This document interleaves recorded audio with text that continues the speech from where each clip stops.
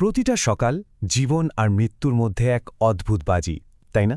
এই যে কথাটা, এটা পরিসংখ্যানবিদ জার্জি নেইমানের, আর তার এই গভীর কথাটা দিয়েই আমরা তার নিজের অবিশ্বাস্য জীবনটাকে বোঝার চেষ্টা করব।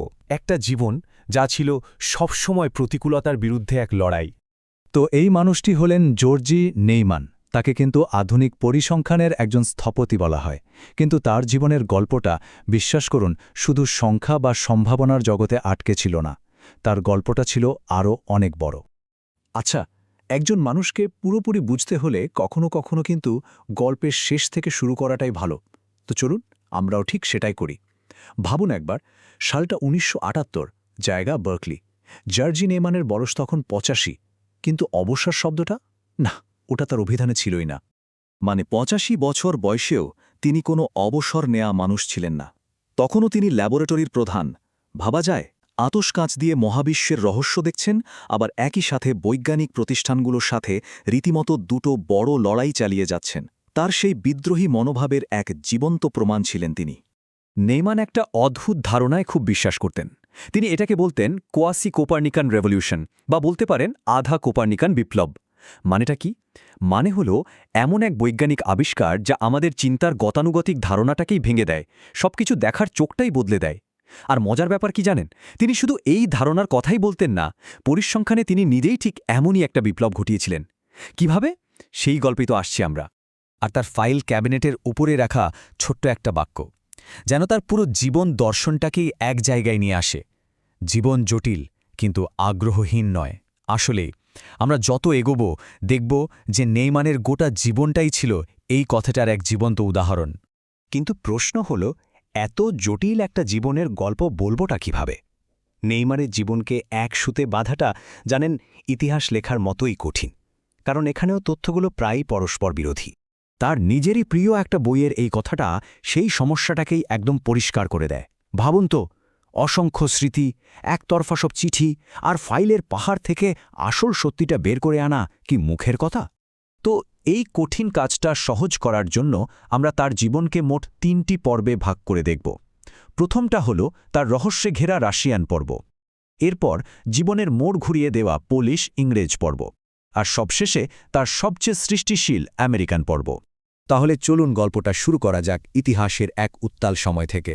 পোলিশ বিদ্রোহের সেই আগুনই আসলে নেইমানের পরিচয়টা গড়ে তুলেছিল। এটা ছিল এমন এক উত্তরাধিকার যা তিনি তার সারাটা জীবন বয়ে বেরিয়েছেন। তার পারিবারিক ইতিহাসটা ছিল রাজনৈতিক সংঘাত আর ব্যক্তিগত ট্র্যাজেডিতে ভরা।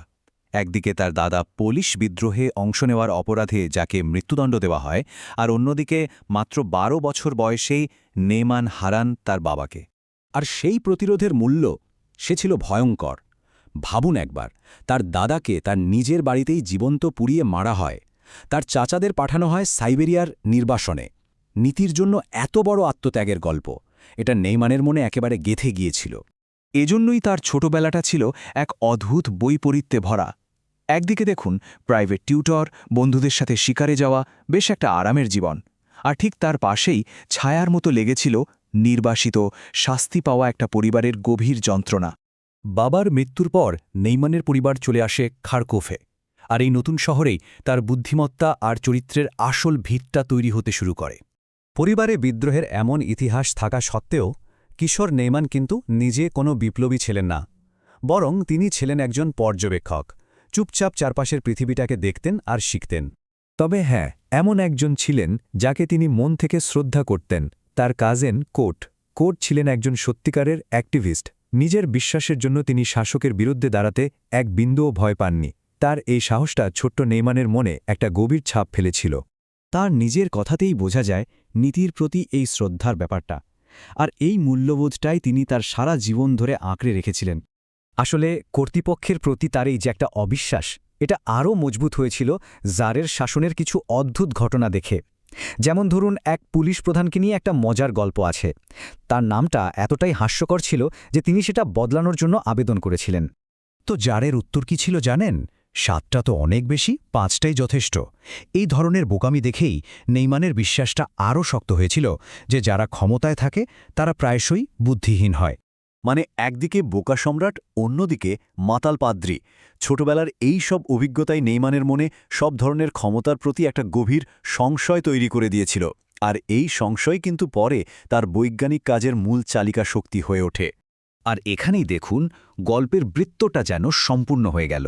খার্কোভের সেই ছেলে যে কিনা ইতিহাসের সাক্ষী ছিল, সেই ছেলেই বড় হয়ে বার্কলির সেই ৮৫ বছরের বিদ্রোহী বিজ্ঞানী হয়ে উঠেছিলেন, যার সাথে আমাদের এই গল্পের একেবারে শুরুতে দেখা হয়েছিল।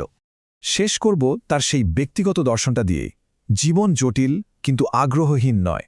জার্জি নেইমানের কাছে এই জটিলতা কোনো সমস্যা ছিল না, বরং এটা ছিল একটা সুযোগ, প্রশ্ন করার, চ্যালেঞ্জ করার আর শেষ পর্যন্ত নতুন কিছু আবিষ্কার করার সুযোগ। তার এই দর্শনটা কিন্তু আজও আমাদের সবার জন্য প্রাসঙ্গিক।